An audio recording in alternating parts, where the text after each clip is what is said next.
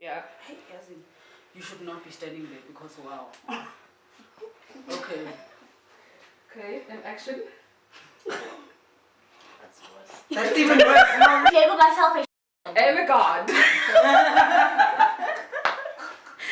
I am a guy. I don't know, but what's the fun fact? Yo, fun fact. Yes, let's go show up, man. So hi, my name is Fezile. I'm 29 years old. I am a hydroponic farmer.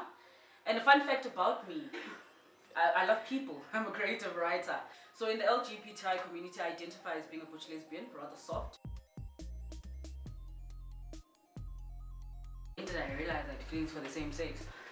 I was 14. So at 14, I knew that I was attracted to women.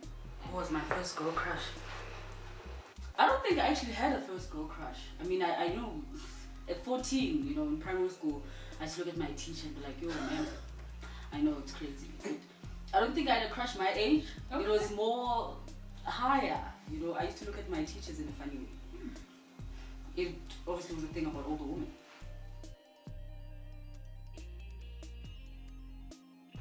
We were sitting at home in the kitchen.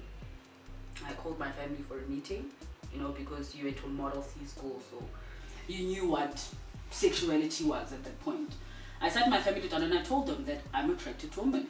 And they thought I was crazy. You know, they said I was too young. What would I know at the age of 14 by being attracted to another female? And that was it. We never touched the idea again of being lesbian, ever. So the minute you found out that you are attracted to women, that's when you decided that you're going to call this meeting and you came out. Yeah, I called a meeting and I sat them down and I said, listen, I'm gay.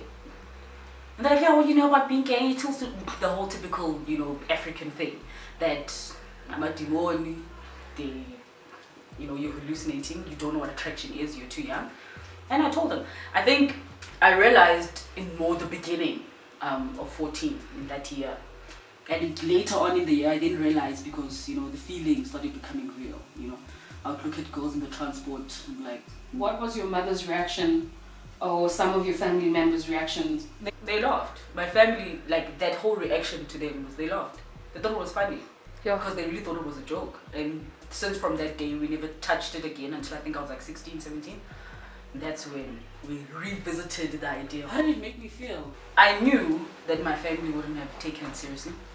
They would have either laughed about it, the usual, you need to go to church, you know, you need to get prayed for. I heard all of that. And because I knew it was coming, I think it didn't hit home until the point where I actually got into a relationship with someone and I wanted to bring them home. Then it hit home that I can't take you home because my family is not too accepting. So the beginning was more difficult than it is now. Did I only come out once? No. I think I came out 5 times. And then it got to a point I was like, you know what, I'm going to ignore these people because they're not listening to me. And I was like, do you? How were those reactions when you came out? The first time, the reaction, the first time was, haha. The second time, you know, the aunts started paying attention to realize that, no, maybe she actually is serious. The third, fourth time, like the last time was the ultimate because that's when we broke apart as a family. Then it was like, do you know, in your own house, in your own time, in your own space, not here, you can be gay. That was the most difficult response and feedback from them. But the other times, it was a joke.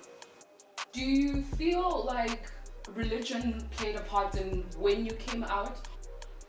I don't personally believe that religion played a role. Okay. I would say with my family as a whole, no. It played a role with my grandfather and my grandmother, you know, the older generation in the family. Because to them it's, you're not Christian. And I'm like, okay, religion and Christianity and sexuality, you know, we had that argument. But it's quite funny because my grandfather was the first person who accepted my sexuality between, you know, the rest of the family. As much as he's the oldest of everyone else, he was the one who said, if this is who you are, do you know, be with your God and your judgment will come that day. In African communities, I do believe the religion thing plays a role with homosexuality because they always throw something at you. They'll tell you God says and everyone else God says. 5 annoying things people say to me. I mean, they said one, actually, that I can think about. The main thing that I even still hear now, you're trying to be a man. Okay. That's the most annoying thing I've ever heard. maybe I haven't paid attention to remember any others, but that's just that specific one where even now they always tell you just because you're a woman attracted to a man, it means one of you in the relationship wants to be a man, which is not entirely the case, obviously, for those who are lesbian. Did I feel the need to come out at work? No. I think by dress code, because I was in corporate, so I was always in a shirt, always in a chino. It was obvious, you know, to those people who they look at you, they're like, ah, she's gay. You know, it was pretty obvious. I didn't have to say it to come out and say, yeah, but I'm lesbian and this is what I'm doing. I don't ever actually. And I never experienced discrimination within the work environment. You know, discrimination was always at home, but not in the work environment. Have you ever been harassed because of how you present as a butch lesbian? I have been harassed, molested, abused, raped. I think I have, when I always tell people this, I share all those tags.